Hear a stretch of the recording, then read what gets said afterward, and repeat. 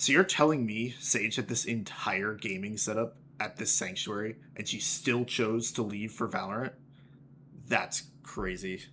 Welcome back to another video and another episode of the Valorant Variety Hour. And in today's video, we're going to be talking about controllers on Valorant's new map, Summit. If you saw my last video, we went over the initiators and talked about who was going to be the best choice for there. We ranked them from worst to best. And we're going to do the same thing today, but this time with the smoke agents, with the controllers. Before we get into that, if you could all just take a quick second and like the video and subscribe to the channel if you're new. I'm on the road to trying to get to 100 subscribers and hit that first milestone, so that would be greatly appreciated. And if you like this kind of content, you don't want to miss it. I have a lot of ideas coming up about more videos on Summit and also on Valorant esports as well. So make sure you like and subscribe so you don't miss anything. But let's get into talking about the controllers today.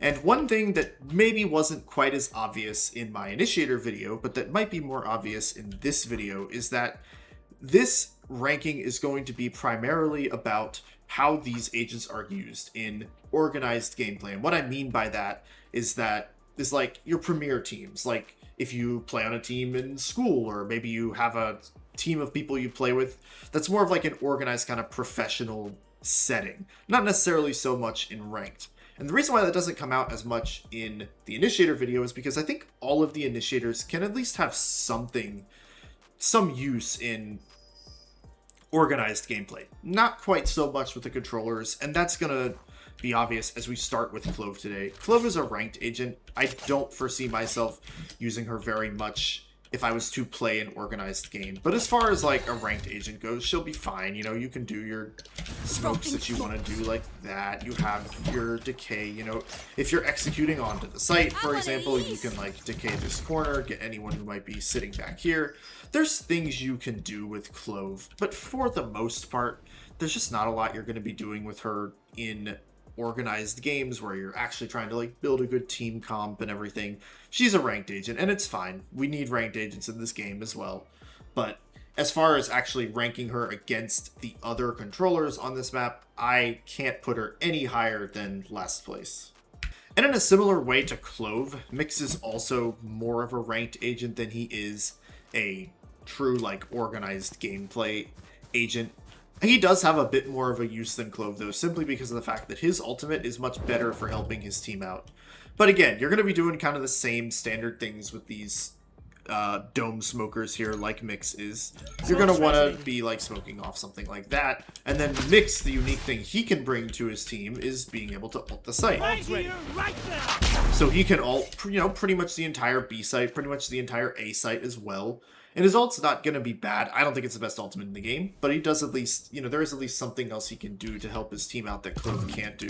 You also could, in theory, you know, throw a stun, try to push people out of these corners. And this actually may not be a terrible place for a stun too, if you want to stop, like, people from pushing out a drop after you've closed the door. So I think there are some things that Mix can do on this map, but again, I would mostly say that he should be kind of kept in like the ranked agent category. He's not really going to be the best if you're trying to build the best possible team comp. But if you wanted to use one of the other, if you were going to use Mix or you were going to use CLOVE, I would always prefer Mix over CLOVE. So Harbor is a bit unique on this map, and I think there might actually be a case where he ends up being a pretty good agent, simply because of the fact that you can curve his walls around and, you know, smoke off some unique areas. If we close this door down here for a second, like you could, if your teammates wanted to, you know, if they had the bomb planted down on A site and wanted to like go into cave here and kind of take this whole area, you can do something like this with them for Harbor, where you can actually smoke both of these choke points off. So it not only helps your teammates who are anchoring on site here, but it also helps your teammates who, you know, want to have control of this space here. The thing with Harbor that I think is just the struggle with him, apart from the fact that I do think he is just a weaker agent in general, is that I'm not so sure that his utility is going to be the best that you want for this site. You know, it might be nice, like for example here, to like have something like that that could go around and clear that corner, and also having a dome smoke is never going to be a problem if you really want to like smoke a choke point off like that and prevent your teammates from getting spammed while they're trying to plant the spike. The thing with Harbor, though, on this map, and I think it's actually the same thing with Viper that we'll see in a second, I'm not so sure that this is going to be the best wall smoke map, because there's so many weird little pathways on this map that it's really hard for Harbor and Viper to actually get the most value out of their walls, because they're always going to be best on maps that are pretty straightforward, where they can have big open areas to kind of cut sites in half. And I think Harbor is going to struggle with that because it's just not the best map for wall smokers in general. Unfortunately for Harbor, though, Viper is just usually a better agent than him, and I don't see Harbor being very good on this map. And if I had to choose a wall smoker, it would be Viper. So Harbor is going to be here in 5th place. This is honestly kind of a shock to me, because I thought that Viper was going to be pretty good when I started playing this map. I thought there was actually going to be a lot of value you could get out of her. But the more I tried to play her, the more at least I've kind of realized that I'm not so sure that there is. It's kind of hard to, you know, find a good defensive wall for her. Like, you could say you could do something like this, but then the issue with a wall like this becomes that it gives defenders way too much space to walk up in mid, and they could easily just kind of walk over to B and you wouldn't be able to see them rotate. I think the one redeeming quality that Viper does have on this map is ultimately going to be her ultimate. On a site like this, which is a really kind of small site, you can get a really awesome ultimate here. Like, you can see this. It literally covers both of the entrances. It covers the entire site. And if you want to like sit back here, there has to be, you know, there's going to be a pretty decent amount of time that it takes the enemies to walk in before they can find you. So they're definitely going to be taking a lot of decay damage. So Viper for her ultimate alone will probably have a niche and probably have just a certain baseline level of usefulness on this map simply because of how good her ultimate is going to be. The thing with Viper, though, is that because the wall, I think, is so weak, and because I think wall smokes in general are not going to be great on this map, I have to put her down in 4th place, which is tough for me because I love to play Viper, but I just don't see the vision with her, at least not yet. But let's talk about Astra. I actually was not thinking that this was going to be a great map for Astra when I first saw the minimap and before I got a chance to play. But now that I've actually played this map a bit, I actually think there might be some pretty cool stuff you could do with her here. Obviously, you know, smokes are going to be pretty basic. I've gone through these already, but I'll go through these again. You know, you can smoke off the choke points with her. That's kind of whatever. That's just an Astra thing. The way that Astra, I think, might get some really good use on this map is with her wall. I actually could see, you know, the ability to do a wall like this and give your teammates a lot of room to plant the bomb. You know, you can kind of set up here, holding around the sites and everything. If someone's like planting default, you can kind of hold this choke point, and someone can plant the bomb here, and they'll be perfectly safe.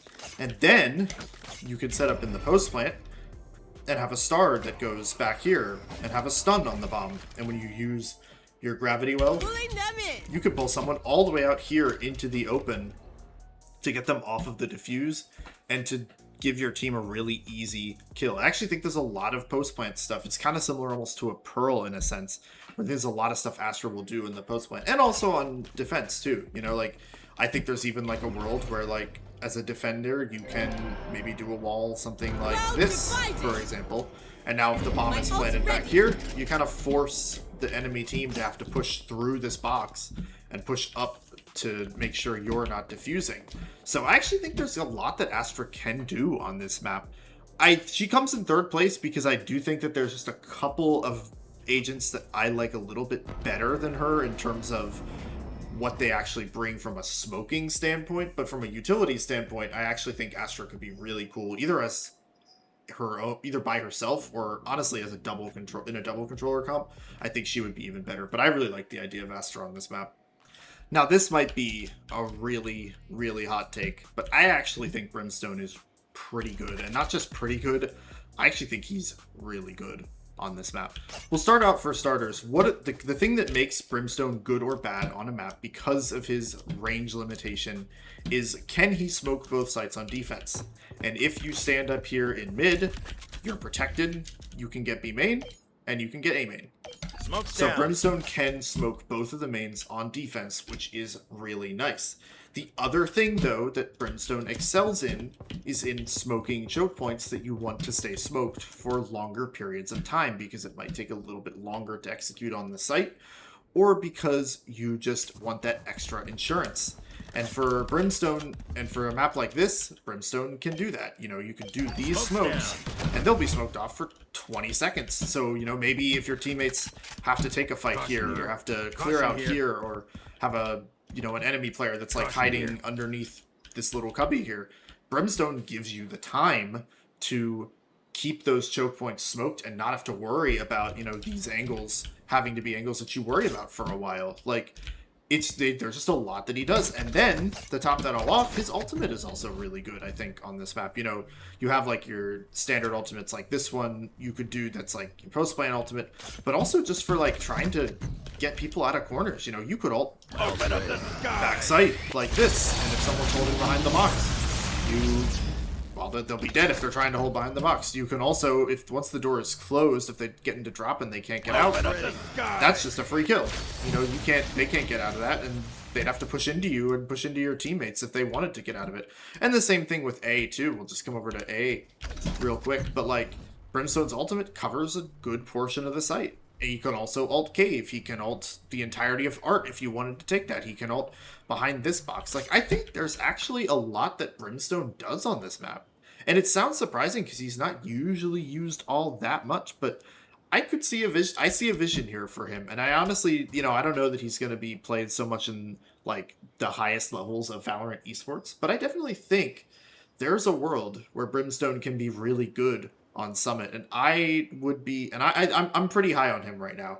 Maybe I'm completely out of my mind for that, but as of now, Brimstone would actually be my second pick for controller on this map. But it wouldn't be a Valorant controller video if OMEN didn't rank first. It's kind of hard for OMEN to not be the best controller on any map. Like I said, you know, the smokes are kind of whatever.